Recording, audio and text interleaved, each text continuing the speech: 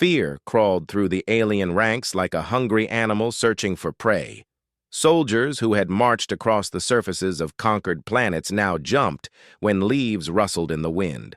Their advanced night vision equipment showed them a green hell full of moving shadows and glowing eyes that disappeared whenever they tried to focus on them.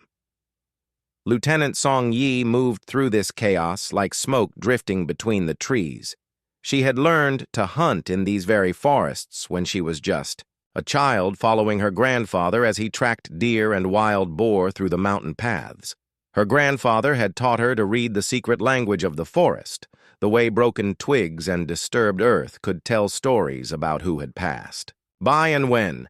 Now she used those same ancient skills to hunt invaders from distant stars. Her team of Earth defense scouts had turned the jungle into a deadly maze, where every step might be the last one an alien soldier ever took. They had prepared ambush points along every trail and escape routes that only they knew about. The aliens tried to fight back with their superior firepower. They aimed their plasma cannons at sections of forest and burned away acres of ancient trees. The energy beams turned living wood into ash and smoke, creating bare clearings where nothing could hide from their sensors. But the humans simply melted deeper into the green shadows like water soaking into Earth's song. Yi watched from her hiding place as alien hover. Tanks pushed their way through the forest. The massive machines crushed smaller trees under their weight and used energy shields to push aside anything in their path. Their metal hulls were covered with weapons that could level city blocks, and their armor could stop any human missile or rocket, but Private Yu Han had been preparing for exactly this kind of attack. He had grown up working in his family timber business and knew everything about trees, how they grew where their weak points were, and how much weight they could carry before breaking. He had spent weeks rigging explosive charges to the bases of the largest trees in his sector when the first hover tank rolled under a massive tree that had been standing for over 300 years. Han pressed the detonator. The explosion was small and quiet compared to the alien weapons, but it was perfectly placed. The ancient giant groaned once and then fell like a hammer blow from the gods above. The tree trunk was over 8 feet across and weighed more than 100 tons. It crashed down on the hover tank with a sound like thunder that echoed through the entire forest. The tank energy shield flickered and died under the impossible weight. The vehicle was crushed like an egg stepped on by a giant. The other tanks tried to change direction, but Han had prepared for that too. More trees fell in carefully planned sequence, creating a maze of fallen trunks that blocked every escape route. The alien vehicles found themselves trapped in a wooden cage with human hunters, closing in from all sides. Song Yi gave the signal, and her scouts opened fire from positions the aliens never expected.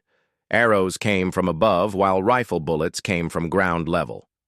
The aliens could not return fire without hitting their own vehicles. The forest had become a trap, and they were the prey caught inside it. The surviving aliens began to panic. They had never faced an enemy like this before. Every human seemed to know exactly where to step, which branches would hold their weight, and which vines they could swing from safely. The jungle that confused and trapped the invaders was serving the humans like a faithful hunting dog. Communication officer Bei Jun sat high in the canopy of a tree that rose above all the others around it. His position gave him a perfect view of the battlefield below, and his radio equipment let him listen to every word the aliens spoke to each other. He had studied their language for months, preparing for this invasion. What he heard in the alien communications made him smile. The enemy was becoming desperate. They were calling for reinforcements, requesting different types of weapons, and begging their commanders for permission to retreat. Their disciplined military formation was breaking down into small groups of scared soldiers who shot at shadows. The aliens had expected to fight an organized human army with uniforms and formations and clear battle lines. Instead, they found themselves hunting ghosts that appeared long enough to kill and then vanished back into the green maze. The jungle was full of humans, but every time the aliens thought they had found one, the forest would swallow their target like it had never existed. Commander. Vextar received reports from his ground forces that made no sense at all. His soldiers described attacks by primitives who could fly through the trees and disappear into solid earth. They talked about arrows that came from empty air and humans who could become invisible. They spoke of a forest that seemed to be alive and fighting against them. The alien commander had conquered civilizations that spanned multiple star systems. He had defeated enemies with weapons that could crack planets, and shields that could stop supernovas. But he had never fought a world where the planet itself seemed to be on the enemy side. His tactical computers tried to analyze the human fighting patterns, but found no logic in their movements. The humans did not follow any military doctrine that existed in the Galactic database. They fought like wild animals using instinct and local knowledge instead of technology and training. Their weapons were primitive, but their tactics were impossibly effective. Song. Yi led her team through a series of attacks that left alien patrols scattered and broken. They would strike fast from multiple directions and then fade away before the enemy could respond effectively. The aliens would find their dead comrades ours, later arranged in ways that sent clear messages.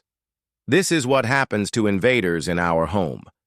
The forest began to change around the alien positions. Vines grew faster than they should have, and in directions that blocked escape routes, insects swarmed, in clouds so thick that alien soldiers could not see their own hands.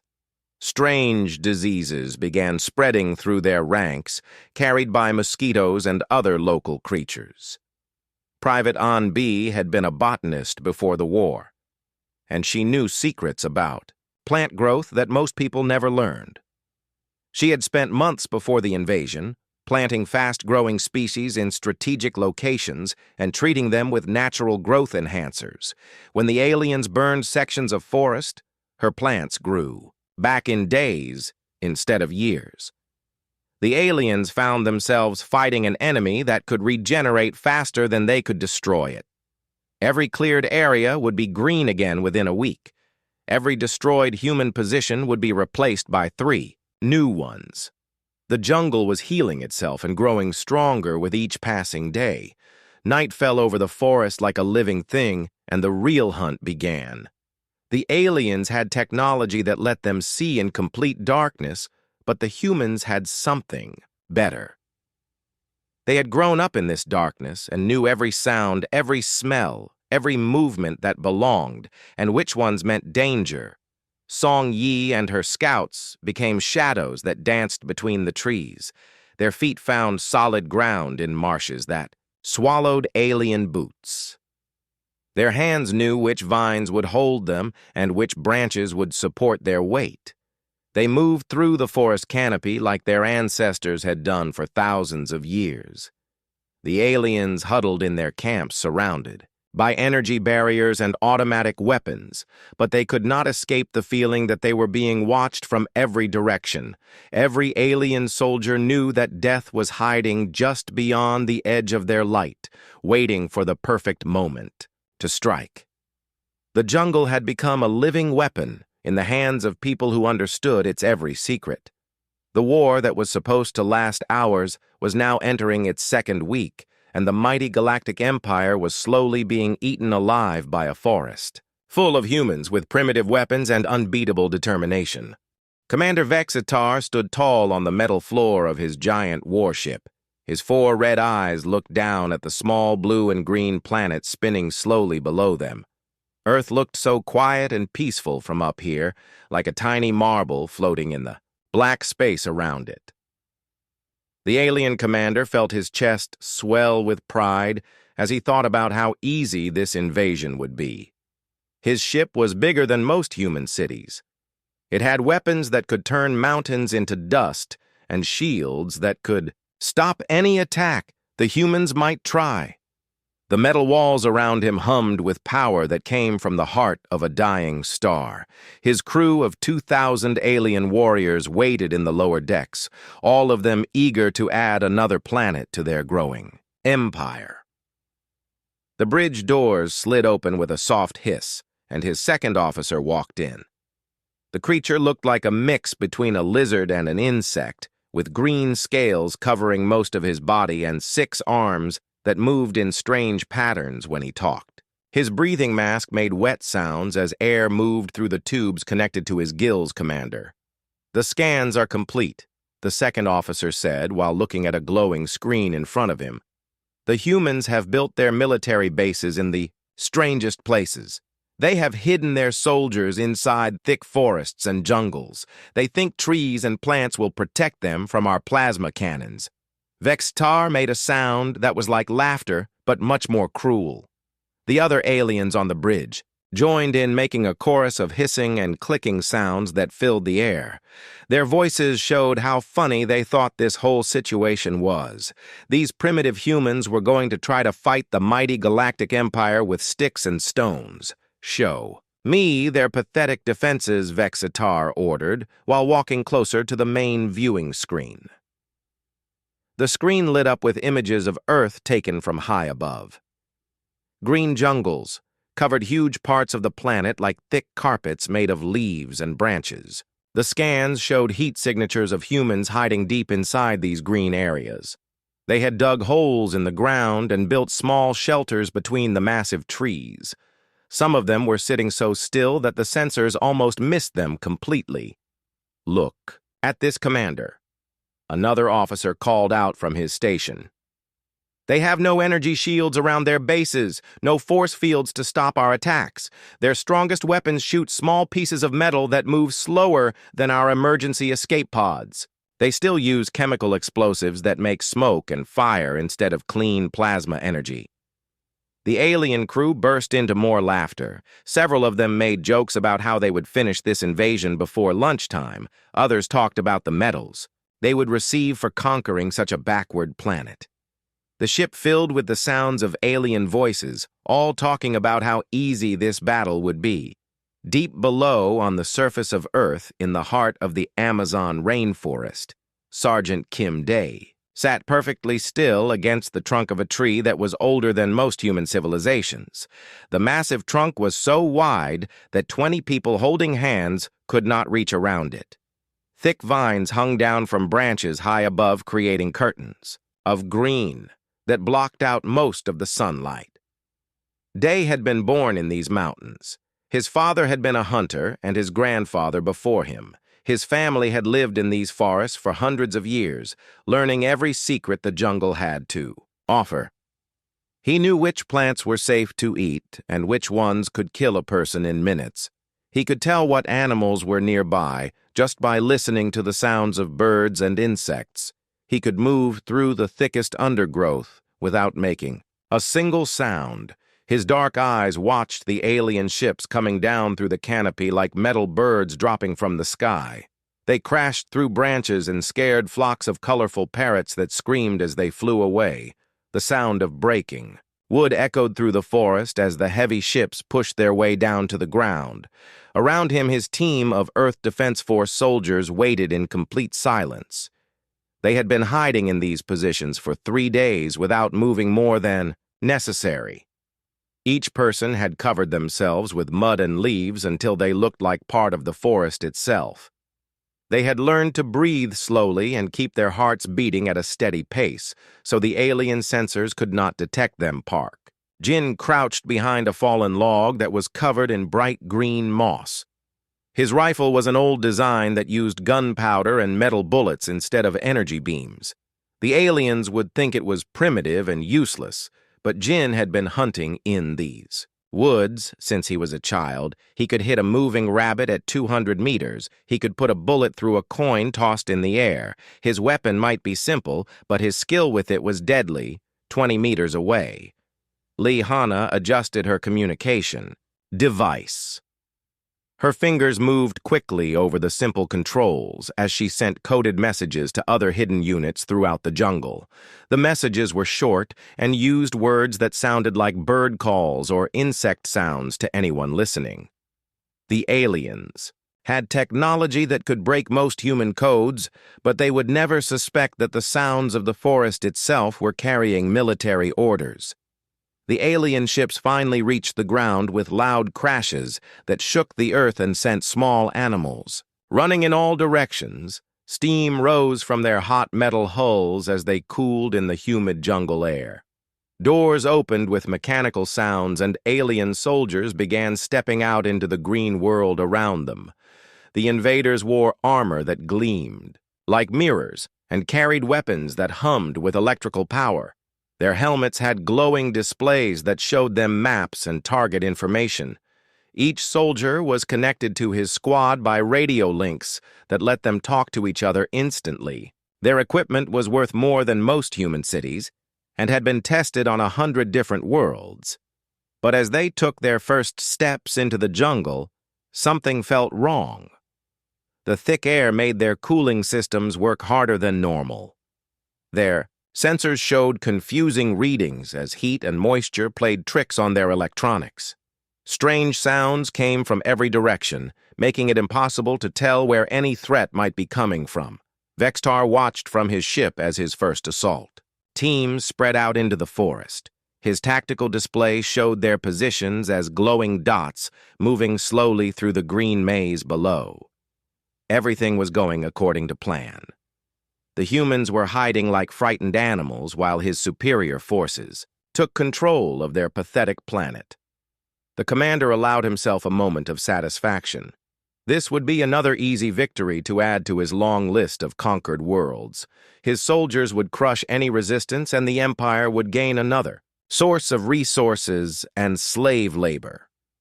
The humans would learn what happened when primitive species tried to stand against galactic civilization. In the jungle, Day smiled grimly as he watched the aliens stumble around like blind children. Their heavy boots got stuck in mud, their armor caught on vines and thorns, their weapons were designed for fighting in open space or on metal platforms, not for close combat in thick vegetation. The aliens had made their first mistake. They thought the jungle was just a hiding place. They did not understand that for these humans the jungle was home. It was their friend, their weapon, their fortress, all at the same time. They had grown up learning its secrets. They knew every root, every vine, every shadow. Like a person knows the rooms of their own house. As the first alien patrol moved deeper into the forest, stepping carefully around massive tree roots and pushing through hanging vines, Day gave a hand signal to his team. The real battle was about. To begin, the invaders were about to learn why humans had survived on this dangerous planet for so long. They were about to discover what happened when you tried to fight an enemy in their own backyard. The jungle held its breath waiting for the war to start. The rains came down like the anger of ancient gods, turning the alien landing zones into swamps that swallowed their heavy equipment whole.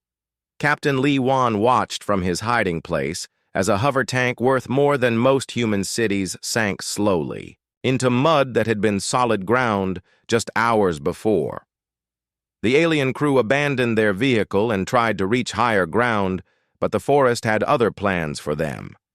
Nature itself seemed to have joined the war against the invaders. The weather, patterns that had been stable for decades, suddenly became chaotic and violent. Storms appeared out of clear skies, bringing lightning that struck alien communication towers with impossible accuracy.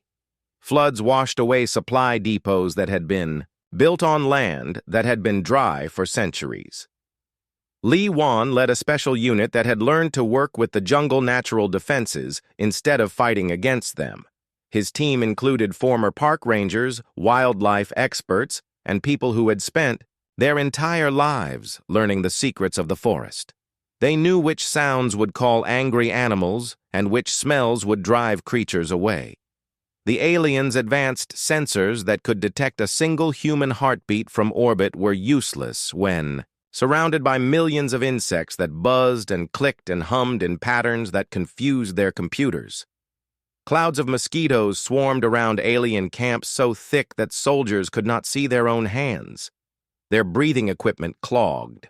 With tiny wings and bodies, Sergeant O-Min had grown up in a village where his grandmother was known as the best animal caller in 3 provinces. She had taught him the old songs that could bring birds from miles away, and the clicking sounds that made certain insects angry enough to attack anything that moved. He used these ancient skills to turn the forest creatures into allies. When alien patrols tried to move through the jungle at night, they found themselves surrounded by the glowing eyes of predators that should have been afraid of their advanced weapons. Instead, packs of wild dogs followed them through the darkness, waiting for any sign of weakness. Jaguars stalked them from tree branches, while poisonous snakes dropped from overhead vines. The aliens' biological filters were designed to protect them from chemical weapons and toxic gases, but they were helpless against diseases that had evolved on Earth over millions of years. Mosquitoes carried viruses that their medical computers had never seen before. Ticks spread infections that attacked alien nervous systems in ways their doctors could not understand. Private Yun Su had been a veterinarian before the war, and she understood how animal behavior could be changed. By simple tricks, she used sound devices that made calls identical to distress signals from alien equipment. When alien soldiers heard these sounds through their communication systems, every predator in the area would come running to investigate the humid air that made alien cooling systems work. Overtime also carried spores and bacteria that found ways into their sealed armor through the smallest cracks. Fungal infections spread through their ranks, causing equipment failures and respiratory problems that their advanced medicine could not cure. The jungle was attacking them with weapons they could not see or fight. Staff Sergeant O-Min organized teams of local guides who knew every stream, every hidden trail, and every shortcut through hundreds of square miles of forest. These guides had been born in villages that existed before maps were invented. They could navigate by the smell of different plants and the sound of water flowing over different types of rocks. The aliens followed their GPS systems and satellite maps, but found themselves walking in circles through terrain that seemed to change when they were not looking. Trails that showed clearly on their screens led to dead ends or cliffs that dropped into darkness. There, most advanced navigation equipment was worthless in a forest where every tree looked the same to foreign eyes. O-Min guides led alien patrols into carefully prepared ambush zones where other human teams waited with weapons and traps. The aliens never suspected that their local maps were being edited by people who knew every rock and route in their territory. The forest was so big and complex that strangers could wander lost for weeks. The human defenders had turned every natural feature into a weapon against the invaders. Corporal Seo Da had rigged tree branches to release clouds of pepper spray when disturbed. The aliens would trigger these traps and find themselves blinded and choking while human fighters attacked from positions they could not see.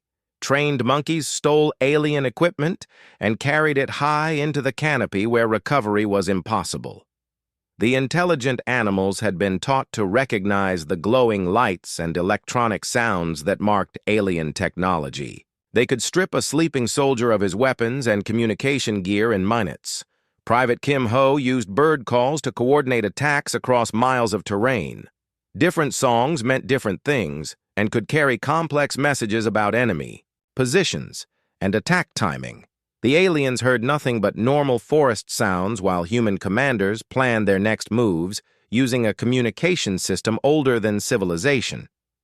The alien armor that had protected them on a dozen different worlds became death traps in the crushing humidity and heat. Soldiers collapsed from exhaustion as their cooling systems failed and their air filters clogged with pollen and spores.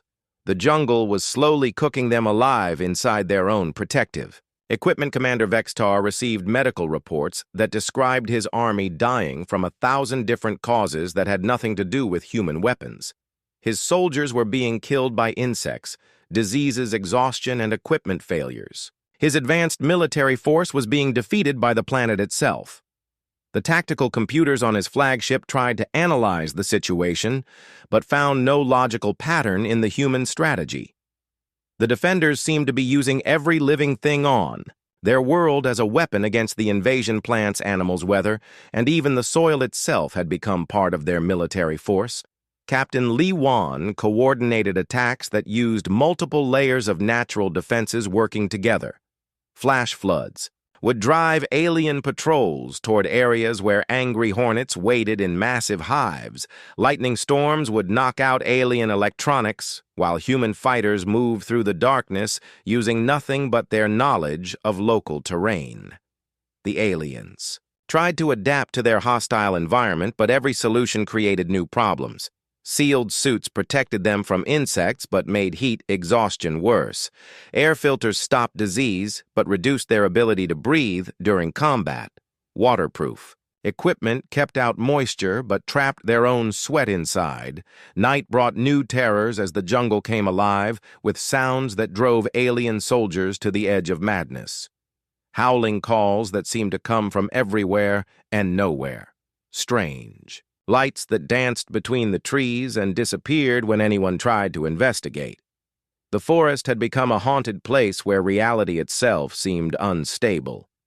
The humans had learned to mimic these natural sounds and use them as psychological weapons against enemies who were already terrified of the unknown forest.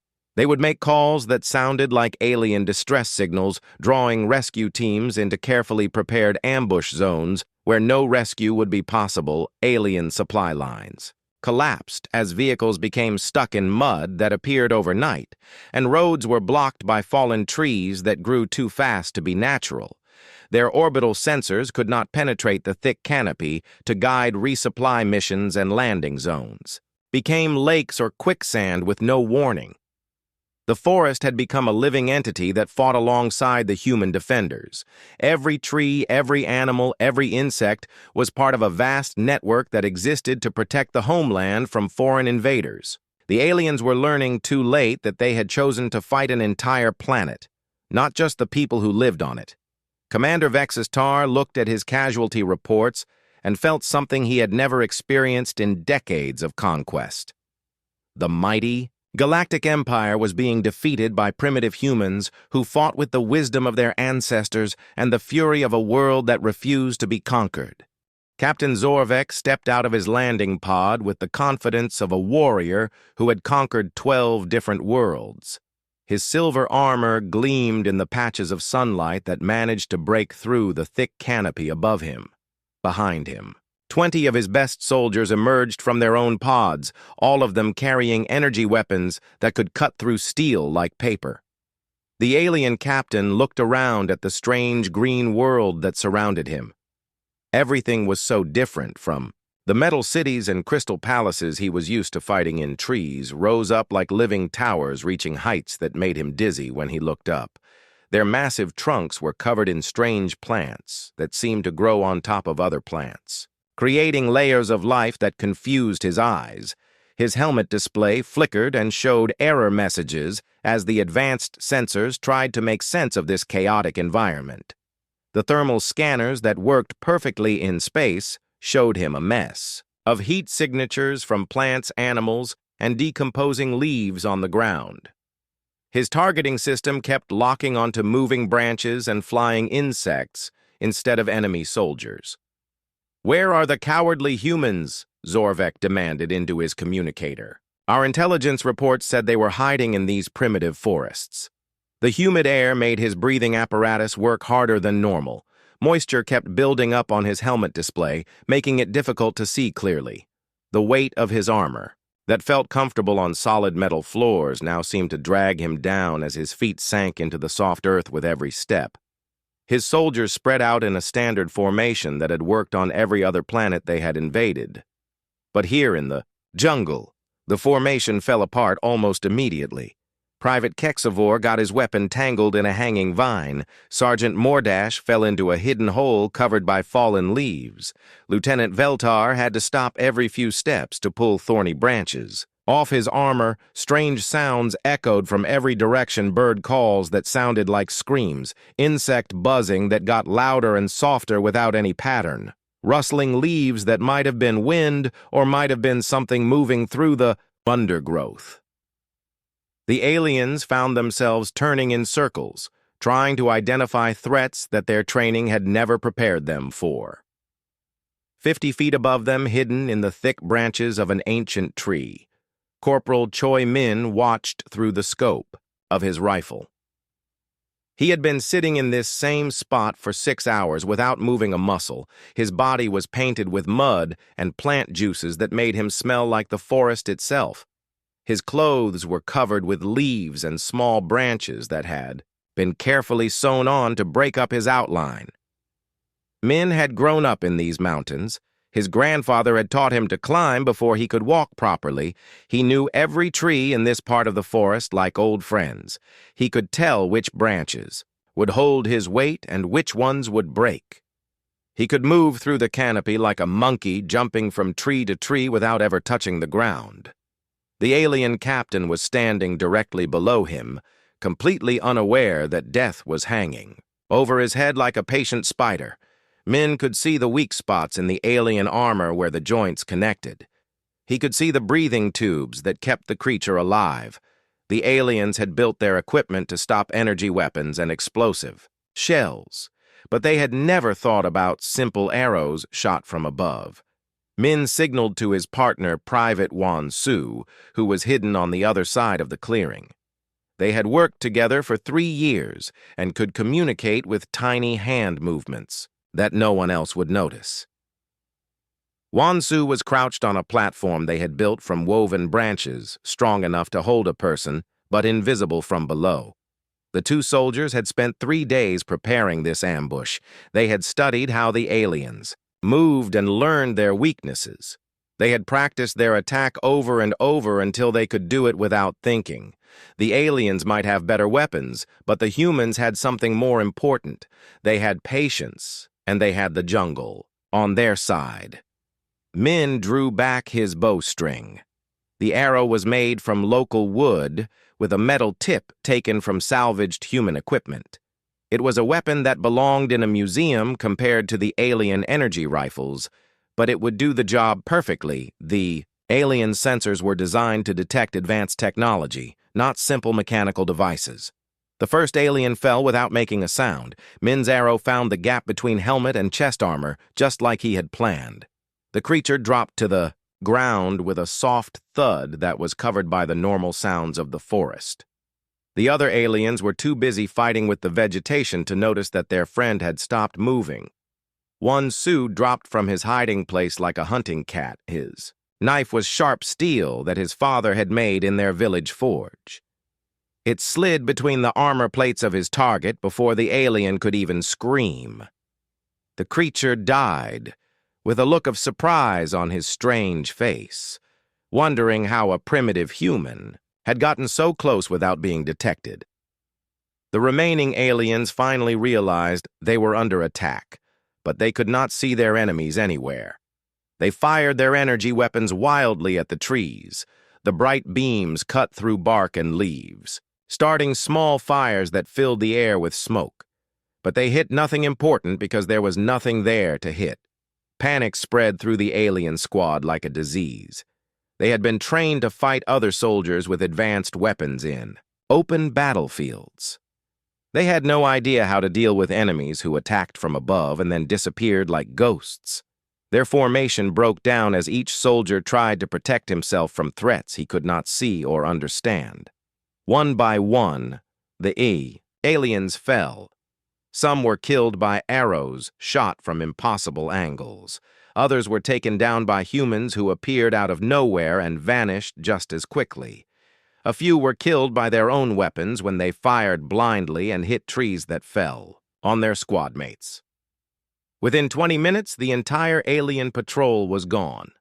The jungle swallowed their bodies, covered their equipment with crawling vines, and returned to its normal peaceful sounds.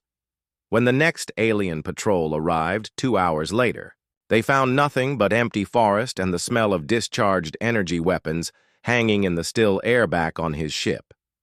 Commander Vextar stared at his tactical display in growing confusion. 12 soldiers had vanished without sending a single distress signal. Their armor should have protected them from any primitive weapons the humans might have. Their communication systems should have recorded everything that happened to them. But there was nothing. No bodies, no equipment, no evidence that they had ever existed. The commander felt a cold feeling in his stomach that he had never experienced before in all his years of conquest. His sensors showed the jungle as empty of intelligent life, but somehow his soldiers kept disappearing into the green maze below. He ordered another patrol to investigate, but deep down he was beginning to suspect that this invasion might not be as easy as he had thought. In the jungle, Day received the report from Min and Wan Su through hand signals and bird calls. The first alien patrol had been eliminated without any human casualties. The plan was working perfectly. The invaders were learning their first lesson about fighting humans on their home ground, but it would not be their last. The jungle had tasted alien blood and found it to be just as red as human blood. The ancient trees that had watched civilizations rise and fall were not impressed by advanced technology. They had seen it all before, and they knew that in the end, the forest always won. The end came not with explosions and grand battles, but with the quiet realization that the alien invasion force was dying. Colonel Kim Soo emerged from the jungle for the first time in 4 months to meet the alien surrender delegation. Her uniform was green with moss and mud, her face painted with natural dyes that made her blend with the forest, but her dark eyes held the calm confidence of someone who had never doubted victory. Commander Vextar looked at this small human woman and felt his 4 hearts beating with something that might have been fear. She stood no taller than his shoulder and carried weapons that his ancestors might have used 1,000 years ago, yet she had orchestrated the complete destruction of his invasion. Force, using nothing but patience, cunning, and an intimate knowledge of her world. The alien commander had expected to negotiate with generals in clean uniforms, sitting in military headquarters.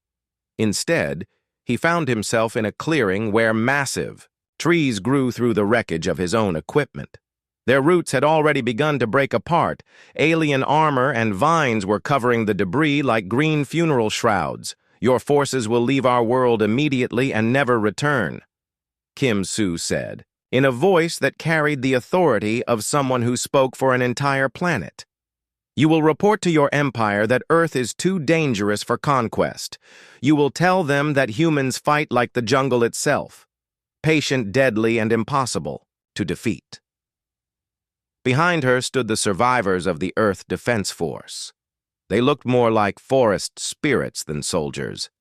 Their faces were marked with war paint made from berries and clay, their clothes woven with living vines that still grew and bloomed even as they wore them. They had become part of the jungle in ways that made Vextar species' skin crawl with primitive fear. The alien invasion force that had once numbered in the thousands was now reduced to less than 300 survivors. Huddled in their remaining ships, they no longer dared to venture onto the surface of a planet that had become their graveyard. Every patrol that had entered the jungle had simply vanished like smoke dispersing in the wind. Sergeant Major Han Zhou stood among his fellow defenders in a clearing where new trees were already pushing up through the metal hulks of destroyed alien vehicles. The jungle was reclaiming everything, covering the scars of war with fresh green growth that seemed to grow faster every day. The forest was healing itself and erasing all evidence of the failed invasion. The humans had won, not because they were stronger or had better weapons, but because they understood something the galactic invaders could never comprehend. They were not fighting for territory or resources or political power. They were fighting for home, and when humans fought for home, they became as fierce and unstoppable as the natural world that had shaped them. Kim Soo had coordinated the entire resistance from a command post built inside a living tree so large that 20 people could stand inside its hollow trunk. She had used the root system as communication lines, sending messages through the underground network that connected every plant in the forest. Bird songs had carried her orders across hundreds of miles, while insect calls had provided intelligence about alien movements. The surviving aliens stared at her with eyes that held respect and terror. They had conquered planets. With populations in the billions, defeated civilizations that spanned multiple star systems and crushed enemies with weapons that could shatter moons. But they had never faced anything like the humans of Earth. "Your people fight like demons," Vextar said through his breathing apparatus. His voice carried the exhaustion of someone who had watched his entire career destroyed by enemies he could not understand. "They appear from nothing, strike without warning, and vanish like they never existed." "How do you train soldiers to become ghosts?" "We do not train them," Kim Soo replied with a slight smile. "They are simply fighting in the place where they were born. Every human in this jungle knows every tree, every stream, every hiding place because this is their home. Your soldiers were fighting in a foreign land while ours were defending their backyard." The alien commander looked around at the forest that had swallowed his armies whole. He could see faces in the shadows now, human fighters, who had been watching this entire conversation from positions he could not identify. Even in defeat, he was surrounded by enemies who could kill him at any moment, if they chose to. His tactical computers had never been able to understand the human fighting patterns because there was no pattern to understand. The humans fought like water flowing around obstacles, like wind bending trees, like fire consuming everything in its path. They used the wisdom of millions of years of evolution on a planet that rewarded the clever and killed the weak. The aliens had brought advanced technology from across the galaxy, but the humans had brought something more valuable. They had brought the accumulated knowledge of every generation that had ever lived in these forests. They fought with techniques passed down from grandfather to grandson, refined over centuries of hunting and survival. Kim Soo walked to the edge of the clearing where a massive tree trunk lay across the wreckage of an alien hover tank. The vehicle had been worth more than most human cities, but now it was nothing but scrap metal being slowly consumed by nature. Bright flowers were already blooming from cracks in its armor, while small animals had made nests in its weapon systems. "This is what happens to all invaders," she said quietly. "The jungle accepts them, feeds on them, and turns them into soil for new growth. Your empire can send 1,000,000 soldiers or 10 million, and the result will be the same. Earth will swallow them all and grow stronger from their remains." The surrender ceremony was brief and without ceremony. Vextar signed the documents with shaking hands that could barely hold the electronic stylus. His mighty fleet would leave Earth orbit within the hour and carry word across the galaxy that this small green planet was too dangerous to conquer. As the alien ships lifted off into space, their engines leaving trails of fire against the evening sky, Kim Soo stood with her fellow defenders and watched them disappear into the stars. The jungle around them was already erasing the last traces of the invasion. Vines were covering abandoned equipment while new trees sprouted from ground that had been torn by alien weapons. The humans had taught the galaxy a lesson that would be remembered for generations. Advanced technology meant nothing when facing an enemy that fought with the wisdom of their ancestors and the strength of their homeland, in a universe full of energy weapons and space fleets. Earth defenders had won with arrows and knives, traps and patience, and an unbreakable bond with the world that had given them life. Private Lee Ara sat on a branch high above the celebration below, watching the last alien ship disappear into the night sky. She had been born in these mountains and had never traveled more than 50 miles from her village. But tonight she knew that her people had won a victory that would echo across the entire galaxy. The jungle had taught them well and together. They had proven that sometimes the oldest ways were still the best ways. The forest spirits that her grandmother had told her about in childhood stories seemed to whisper their approval in the rustling leaves above her head. Earth would be marked on galactic star charts with a simple warning that would keep invasions away for centuries to come. Do not disturb the humans in there. Commander Vextar stood before the massive viewing screen on his flagship, watching the green hell that had swallowed 2,000 of his best soldiers. His 4 eyes burned with rage and frustration that threatened to consume his normally cold military mind.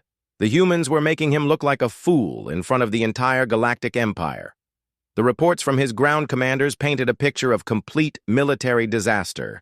Entire battalions had vanished without trace, supply convoys disappeared between one checkpoint and the next. Communication posts went silent in the middle of routine transmissions. His advanced sensors showed nothing but empty forest, where his armies should have been. Enough of this primitive nonsense, Vextar snarled at his bridge crew. If the jungle protects these creatures, then we will burn every tree on this pathetic planet until nothing green remains. His weapons officer, a creature with blue skin and too many teeth, looked up from his control station. Commander, the orbital bombardment systems are ready.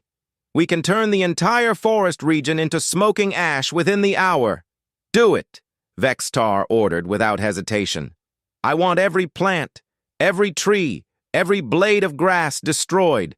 Nothing must remain that could shelter these vermin. The massive energy cannons on the bottom of his ship began to glow with power that came from the core of artificial suns. Targeting computers locked onto sections of forest and calculated the most efficient pattern of destruction. The other ships in his fleet moved into position to cover every square mile of jungle with deadly fire, deep beneath the forest floor in tunnels that had been carved by underground rivers millions of years ago. Sergeant Kang Do felt the earth shake as the first orbital strikes hit the surface above him. Dust fell from the ceiling of the cave system, and emergency lights flickered as the shock waves traveled through solid rock. The humans had known this moment would come. They had spent months preparing for the day when the aliens would try to destroy their forest home. Teams of engineers had worked around the clock connecting natural cave systems with hand-dug tunnels, creating an underground city that could house thousands of people. Du gathered his team leaders around a map carved into the stone wall of their command chamber. The network of caves stretched for hundreds of miles in every direction, with hidden entrances scattered throughout the jungle. Emergency supplies had been stored in dozens of locations, and medical stations had been carved into solid rock. The aliens think they have won, Do said quietly, but they are about to learn that humans are like seeds. We can survive underground and grow back stronger than before. Above them, the alien energy beams lanced down from space, turning ancient trees into pillars of fire. Centuries of growth were destroyed in seconds as plasma cannons heated the air until it glowed like the inside of a star. Animals fled in terror from the advancing wall of destruction, while smoke rose in black columns that could be seen from orbit. But the humans had prepared for this devastation too. As the bombardment began, they simply disappeared into the earth like seeds waiting for the right season to grow. The entrance to every tunnel was hidden behind rocks or underwater where alien sensors could not detect them. Major Park so led her people through the underground network from a command bunker that had been built inside, a natural cavern the size of a cathedral. Her communications specialist, Sergeant Lim Ho, maintained contact with dozens of hidden cells using radio equipment that sent signals through the rock itself. The cave system had become more than just a hiding place. It was a complete military base with weapons storage areas, medical facilities, and living quarters for families who had been evacuated from the surface. The humans had turned the solid earth beneath their feet into a fortress that no orbital weapon could reach. When the bombardment finally stopped after 6 hours of continuous fire, the aliens celebrated their victory from the safety of their ships. The forest that had protected their enemies was now nothing but ash and smoking stumps. No living thing could have survived the hell they had created on the surface. Ground teams were sent down to secure the devastated area. The alien soldiers walked through the burned wasteland, wearing protective suits that filtered out the toxic smoke. Their sensors showed no signs of life anywhere in the hundreds of square miles they had destroyed. But their victory celebration was cut short when the first human attack came from below. Private Lee Jun emerged from a hidden tunnel entrance. That looked like nothing more than a pile of rocks. His rifle spat fire at the alien patrol before they could react. Then he vanished back into the earth like he had never existed. The aliens found themselves fighting an enemy that could literally disappear into the ground. Human soldiers would pop up from hidden entrances, strike fast and hard, then vanish back into tunnels that were too narrow for alien armor to follow. The underground network had turned the entire battlefield into a maze of death traps. Technical Sergeant Nam Ki had spent years studying captured alien technology, and he knew how to turn their own weapons against them.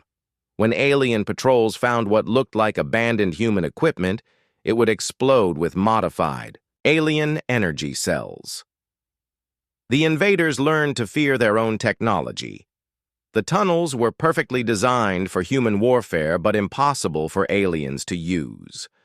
The passages were too low for creatures wearing heavy armor, too narrow for their weapons. To be effective and too dark for their sensors to work properly, humans could crawl through spaces that would trap alien soldiers like rats in a maze.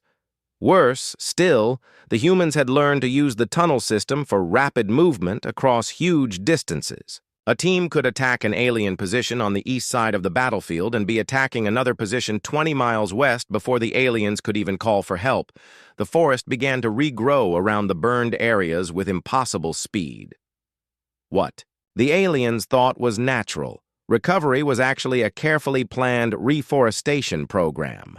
Private An B and her team of botanists had prepared for this moment by storing thousands of fast-growing plants in underground chambers. Special fertilizers made from alien waste products helped the new growth flourish in soil that had been enriched by the ash of burned trees.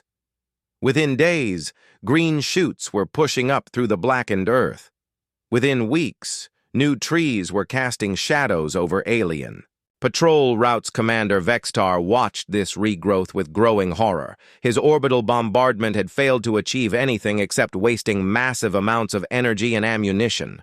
The humans were still there, still fighting, and now they had turned his own attack into fuel for their forest. The alien commander began to realize that he was fighting an enemy unlike anything in the Galactic database. These humans did not think like civilized beings. They fought like the planet itself was their ally. They used every resource available to them, including things that advanced civilizations had forgotten how to use. Reports came in of human attacks using trained animals as weapons, swarms of insects that seemed to target alien equipment, specifically plants that grew in patterns designed to interfere with alien movement and communication. Strange weather patterns that appeared whenever alien forces tried to establish permanent positions. The war that was supposed to be finished in a single day had now lasted 3 weeks. The mighty Galactic Empire was being defeated by creatures who fought with Stone Age weapons and the wisdom of people who had never left their home planet. The jungle had taught them everything they needed. To know about survival, Vextar looked at his remaining forces and felt fear growing in his heart like a cold tumor. Half of his invasion fleet was gone, destroyed by enemies who should have been crushed in the first hour of combat.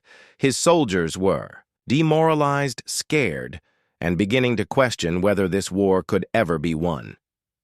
The humans had turned their entire world into a weapon, and they wielded it with skill that came from millions of years of evolution on a planet that killed the weak and rewarded the clever.